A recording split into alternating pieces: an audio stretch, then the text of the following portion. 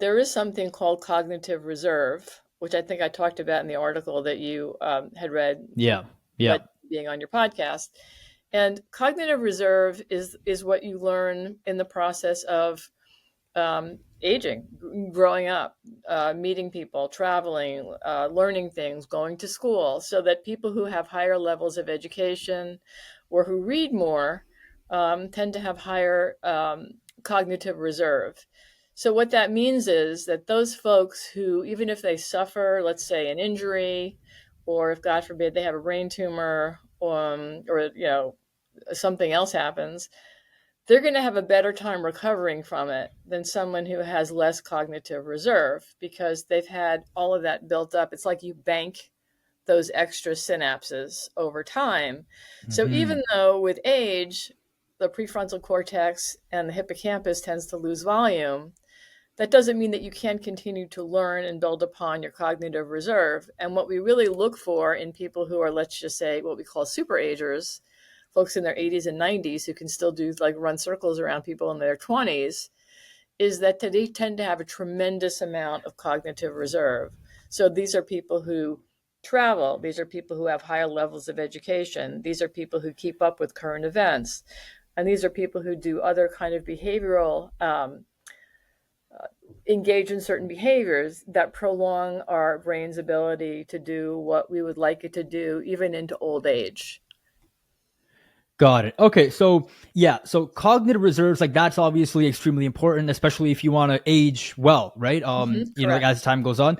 So pretty much it seems like when it comes down to building your cognitive reserves, it really comes down to like learning and constantly like seeking out novel information, I right? think On that's a the key. consistent basis. It's the novel information as well as other things. So I may Okay, be jumping ahead a bit here, and you can stop me if you'd like. But no problem. the behaviors that we find, even in the literature, that tend to be common among those who are what we call superagers, are people who are physically active because exercise is one of the most important things that you can do to maintain brain health.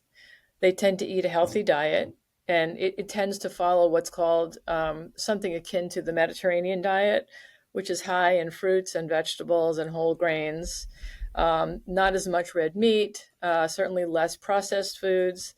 They tend to drink less alcohol because, believe it or not, alcohol use can lead to brain shrinkage. They are people who sleep well. And Hmm. I don't know what it's like in Canada. You guys are so much nicer than we are, but in the United States, there's some people who think "Oh, I don't really need to sleep more than 4 or 5 hours a night." Well, guess what? They're Hmm. going to always be in a sleep deficit, and Hmm. people don't recognize how critically important sleep is to maintain all kinds of health, but mostly to preserve your brain health, because there's all kinds of things that happen during sleep that are particularly useful to maintaining a healthy brain. There are people who engage in social activities because maintaining social contacts is critically important in maintaining cognitive function. There are people who do things like, meditate or spend time in nature.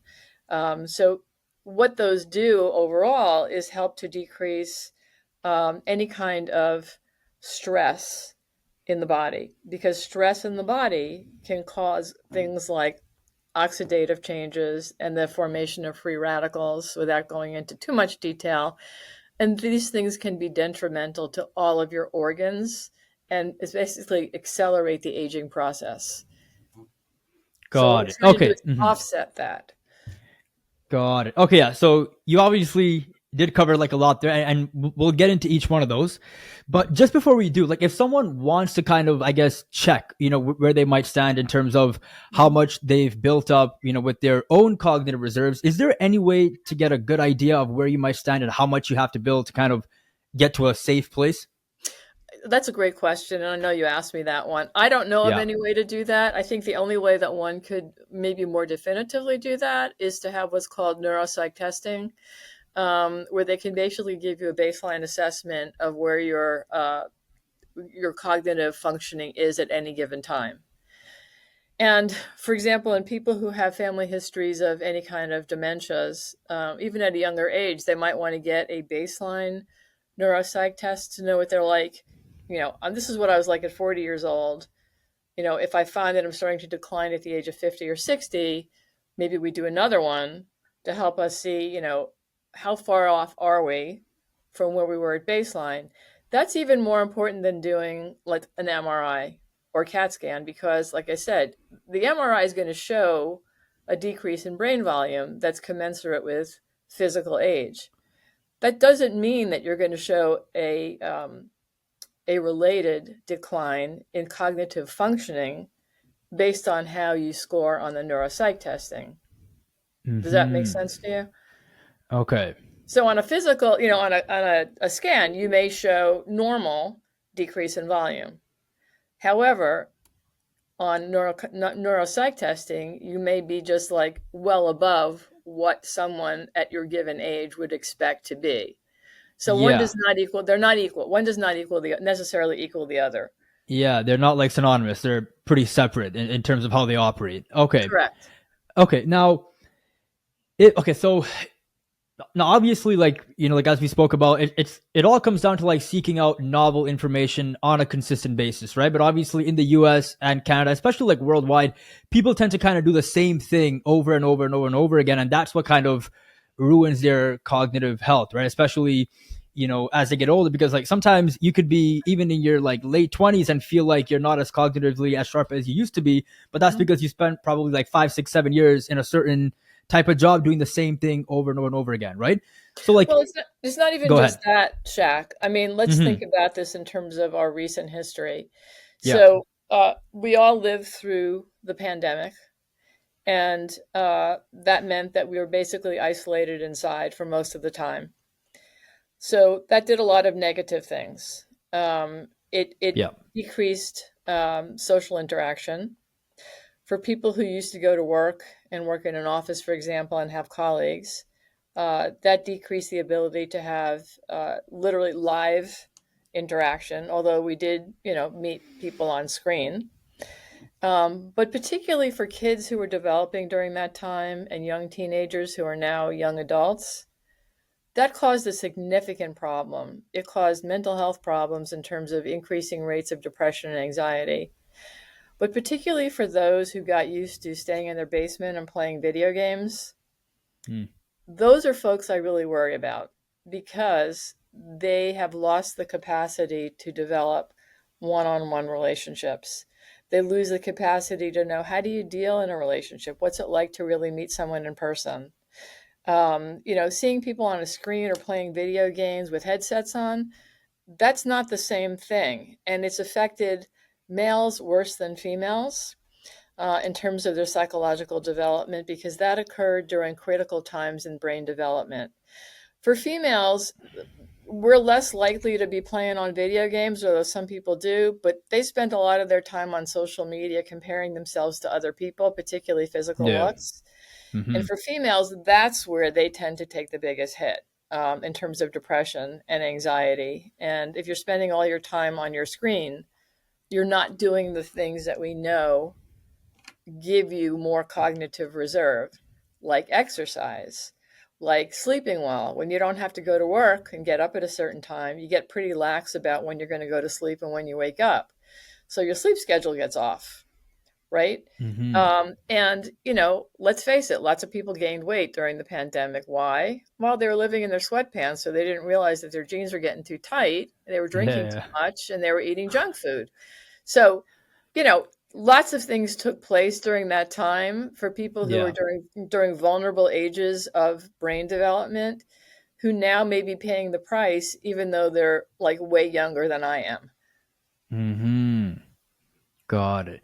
Okay, so you mentioned quickly there about playing video games, right? Mhm. Now, so because like some people might say, oh, like when you're playing these video games and then as you're getting better at the game, like are you not learning different things and learning how to get better? Because some people make that argument, right? So you think playing video games has nothing to do with like increasing one's cognitive reserves?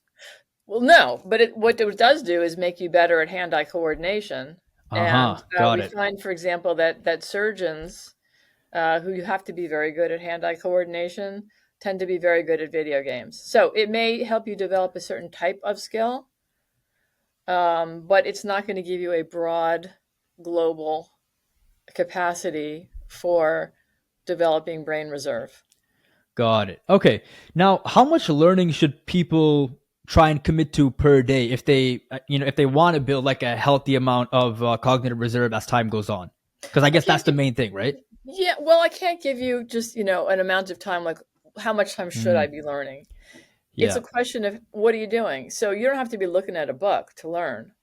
I mean, if you take a walk in nature and just pay attention to what's going on around you, that's building cognitive reserve. If you have lunch with a friend and you hear about what's Hmm. going on in their life or you discuss some topic, that's building cognitive reserve. Um, so there are many ways to do that. I mean, I'm a Okay. doctor who practices what I preach. I don't just tell my patients what I think they should do. I do what Yeah. I what so I exercise every day. I eat a healthy diet. I limit alcohol. I drink enough water. I'm not a nerd by any means. I mean, I like to have a good time. But Hmm. I've also done other things. I mean, I wrote a book during the pandemic. So certainly you got to learn a lot of things to write a book. I've started to teach myself French. I do Wordle every Mm, day. I do crossword puzzles every day. And I'll be honest with you, I do have a family risk of Alzheimer's. I have a mother and a grandmother who both died of it. And so mm. to be perfectly honest, I'm terrified. Yet, Yeah. Yeah. so what Yeah. I've done is I've tried to offset whatever my genetic risk might be by putting in all these positive behaviors that I hope will help me. That even if, I'm unfortunate enough to start to develop that at some age, maybe it'll be later in my life, maybe it won't be as severe.